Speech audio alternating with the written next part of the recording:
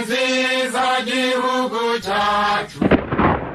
Iyo mbyibutse biranshimisha, iyo nibutse uburyo nahimbaga iyi ndirimbo abacungagereza bamagaze hejuru, maze wakongera akavuyo k'imfungwa n'abagororwa bikaba karusho. Ariko nibyambujije gukoza vino ku rupapuro, ubundi nkahimba injyana yuje ubwiza nyihimbira igihugu cyambyaye. Yitwa Munyaneza Vedaste, umwe wahimbye indirimbo yubahiriza igihugu akayiririmba ari mu nzu y'imbohe muri gereza iherereye mu karere ka Huye mu ntara y'Amajyepfo. Ariko se ni gute wari imfungwa ari nawe waririmbye indirimbo yubahiriza igihugu? Ni gute wari imfungwa yisanze indirimbo ye ariyo yashyizweho nk'indirimbo yubahiriza igihugu? Ese ni uruhe rugendo n'amateka ye? Ni muntu ki? Ubundi se afungiwe iki? Byose ni muri iki kiganiro. Nimureke twubika amacupa maze twegura inyandiko, ubundi dutunga itoroshi mu buzima bw'uyu mugabo tugamije gutahura imvano y'indirimbo yubahiriza igihugu. Nje wumva ni Justin Irakoze, ntega amatwi mubarira inkuru y'uyu mugabo ndetse n'indirimbo yubahiriza igihugu aho yakomotse. Iyi ni Kigali TV Show, ikaze. Agace nkarindira ko abantu baryama, nakora nageza nka 7 z'ijoro cyangwa se 7 z'ijoro nkabona kuryama.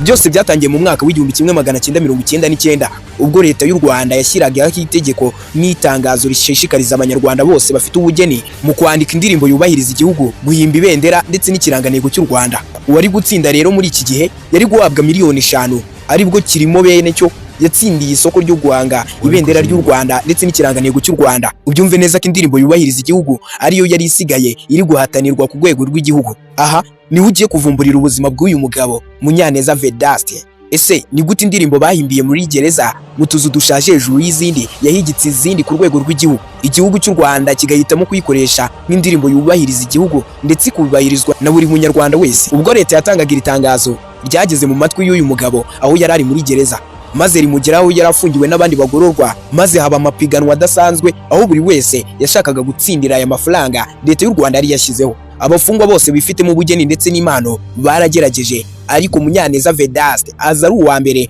atsindira isoko ryo guhanga indirimbo yubahiriza igihugu. Batatu bamukurikiye ku mwanya bategetswe kumwegera, harimo uwitwa Kalisa Evariste akaba umunyamakuru ndetse na Shenge Lola Mbonyizina Jean Marie Vianney usigaye uri umuyobozi wa diocese, bagahimba iyo ndirimbo.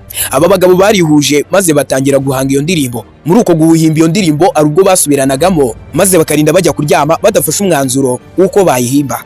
Ngo rwari urugendo rutoroshye muri gereza bari bafungiwemo iherereye mu Majyepfo mu karere ka Huye. Iyi ndirimbo yageze ku rwego rw'igihugu aho basabwe guhinduramo amakosa, kuko ngo bari baravuze bati umuco dusangiye uraduhuza, maze bagira bati ururimi dusangiye ndetse n'umuco wacu biraduhuza. Aho kuvuga bati umuco dusangiye uraduhuza kuko umuco ntabwo tuwusangiye ahubwo ururimi nirwo dusangiye. Bategetswe kandi gukuramo amakosa menshi yari ari muri iyi ndirimbo ku buryo n'umwana muto yumva maze akabasha kumva ubutumwa buyikubiyemo. Kandi iyi ndirimbo byari bitegetswe ko itagomba kurenza iminota 3. Urumva ko rwari urugendo rutoroshye. Ibaze kuba uri muri gereza, akavuyo, urusaku n'amategeko y'abacungagereza bati muryame amasaha yo kuryama yageze. Y'ibyo byabaga aba bagabo bo bashakaga bipfunda bagahimba iyo ndirimbo n'ibanga rikomeye cyane. Nk'uko uyu mugabo Munyaneza Vedaste yabigaragarije ikinyamakuru Igihe, yaragize ati iyi ndirimbo yaje kujya ku rwego rw'igihugu ihigika izindi, ariko hahinduwemo andi makosa agira ati tubukomeye ubuziraherezo, akosora amati tubukomeye uko turi twese, ndetse n'andi menshi yavuze. Nibuka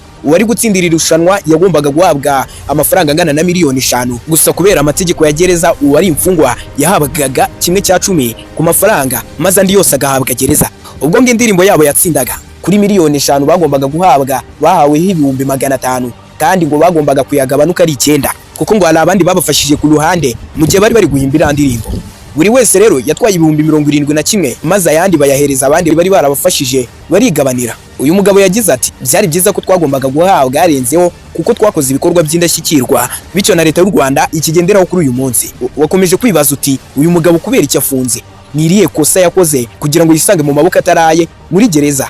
Ikintu uyu mugabo ari kuzira muri gereza nta kindi uretse gushinjwa ibyaha bya jenoside yakorewe abatutsi, ndetse nawe bikamuhama akaba yarafunzwe imyaka 30 kuri ubu ageze ku mwaka wa 28 muri gereza ya Karubanda mu karere ka Huye. Uyu mugabo rero kuri ubu akaba aririmba muri korali y'ingabo z'umwami kwaya y'Abadiventiste b'umunsi wa 7, ndetse akaba akomeje n'umurimo w'ivuga butumwa. Ndetse uyu mugabo yahawe amahirwe aho bari muri gereza, ubu akaba akuriye ibikorwa byinshi muri gereza ya Karubanda. Nje mwari kumwe nitwa Justin Irakoze, umuhungu w'Abanyarwanda. Iyi ni Kigali TV Show. Mwibutsa gukanda subscribe niba utarayikanda.